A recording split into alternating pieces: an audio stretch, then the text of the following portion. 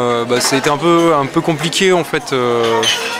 Moi je voulais faire de la bande dessinée quand j'étais gamin déjà. Mais à partir de la troisième je voulais suivre une formation d'art appliqué. En fait on m'a refusé parce que j'étais mauvais en maths. Voilà, je me suis retrouvé donc en lycée technique à faire du dessin technique. Et ça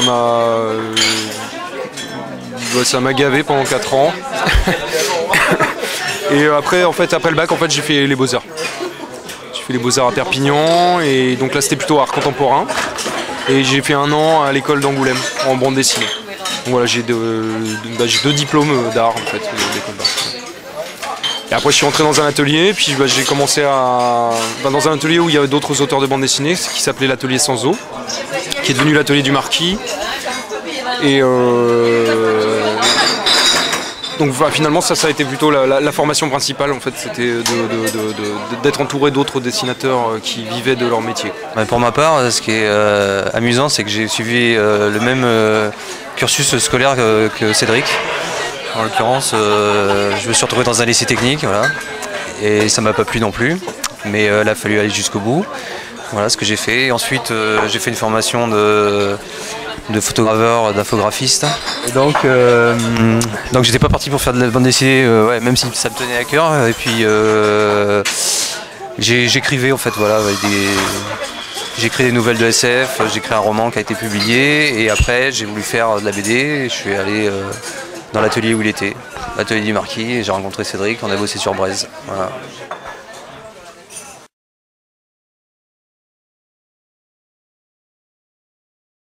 Vite fait, Braise c'est un conte cruel, sombre, mais non dénué d'humour. Je la refais celle-là, non dénué d'humour. Qui met en scène un chat humanisé, pas super sympa, Qui attire des enfants.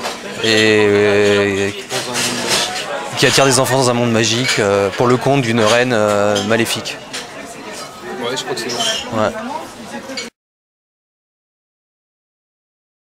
Tout le temps. C'est un hommage au conte en fait, à l'ancienne, au conte cruel. En fait, l'idée c'était on n'est pas parti sur le principe d'inventer quoi que ce soit. En fait, on s'est vraiment inspiré de plein de références du conte, de contes comme je sais pas, Alice au Pays des Merveilles, Pinocchio, Peter Pan, le Chaboté, le joueur de flûte d'Amelin. Oui. Le film Fricks aussi était une référence principale. C'est un film des années 30 où les acteurs sont de vrais monstres de foire en fait. Donc c'est un film un peu dérangeant. Et moi j'avais toujours eu envie de dessiner cet univers du cirque et le monstre de foire. Et des monstres de foire, ouais. Voilà, donc avec cet univers-là, en fait, on a commencé à se raconter une histoire et puis voilà, c'est parti. C'est parti comme ça, ouais. C'est devenu Braise, avec des orphelins et puis plein de personnages bizarres. Voilà, et puis ce qui était intéressant, c'était comme sur le film Fricks, en fait, le thème de ce film, c'est que les monstres ne sont pas forcément ceux qu'on croit, en fait. Dans ce film-là, en fait, il y a une trapéziste très belle, mais en fait, finalement, humainement, c'est un monstre. Et voilà.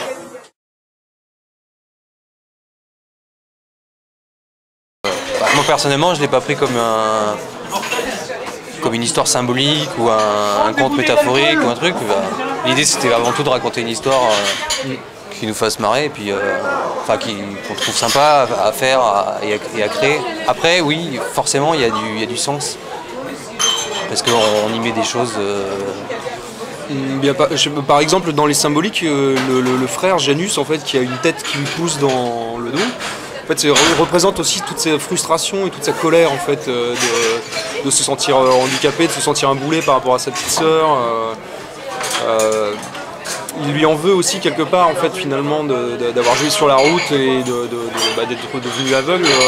Mais en même temps sa petite sœur il l'aime et ça, donc c'est toute cette espèce de boule de colère en fait qui se matérialise dans son dos. Voilà. Donc voilà, c'est assez symbolique en fait. C'est pour ça qu'on l'a appelé douleur d'ailleurs. une espèce de personnage qui lui pousse dans le dos. Et que lui s'appelle Janus, Oui, Janus, c'est qui est le dieu de visage de la mythologie grecque.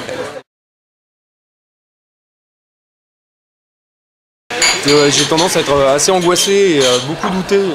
Donc oui, il y a des fois, ouais, il y a beaucoup de doutes, ouais, voilà, beaucoup d'angoisse. On ne sait jamais si on est assez clair quand on explique quelque chose, est-ce que les gens vont comprendre ce qu'on veut dire. On n'est pas forcément les meilleurs juges de son travail, donc Même si le fait de travailler à deux nous aide quand même, en ce sens que l'autre peut avoir toujours un peu de recul par rapport à ce que fait l'un. Et donc c'est l'avantage de travailler à deux sur une histoire, quoi.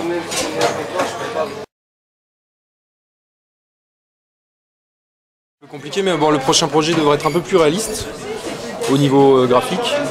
Et même le ton, enfin, c'est une aventure qui se passera dans les années 30, c'est un peu entre Indiana Jones et l'univers de Lovecraft. C'est toujours du fantastique, Voilà. et puis toujours sûrement beaucoup de fun. Et on Voilà. espère des blagues à la con, parce que c'est important quand même. Oui. Mais ouais, voilà, ça va être assez. Ouais, plutôt aventure en fait. Voilà, avec une héroïne principale et ses deux acolytes. Voilà.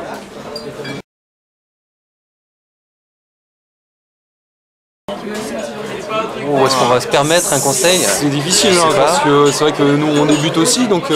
Oui, c'est délicat. Et puis les conseils, bah, c'est vrai qu'il n'y a pas de. C'est toujours un petit peu dangereux. Alors, Le truc qui revient à chaque fois qu'on en parle, plus ou moins, c'est la persévérance quand même. On en parlait encore. Ouais, il faut continuer et cet pas après-midi, s'arrêter. Parce que comme c'est assez dur quand même et difficile, on a beaucoup d'occasions de se décourager en fait. Puisque la plupart des projets sont refusés au début et c'est extrêmement difficile.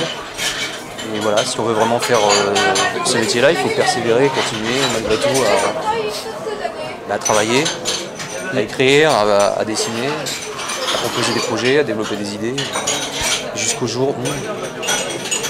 Ouais, faut jamais s'arrêter sur un refus en fait.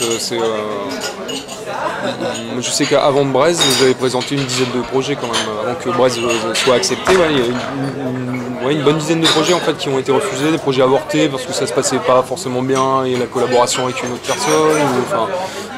J'étais pas prêt aussi au niveau dessin, le scénario non plus. Donc voilà, ça prend du temps aussi. Hein, voilà, ouais, en fait, faut continuer et pas s'arrêter à un refus. Ouais, s'accrocher quoi.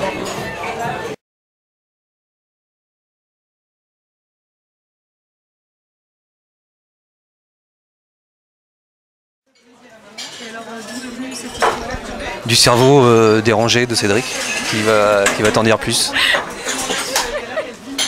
Vous inspirez de quoi pour les personnages? De notre vie, c'est très autobiographique en fait. On essaie de vous manger déjà ou... Oui, voilà, oui, oui. Je mange des enfants Ouais. tout le temps.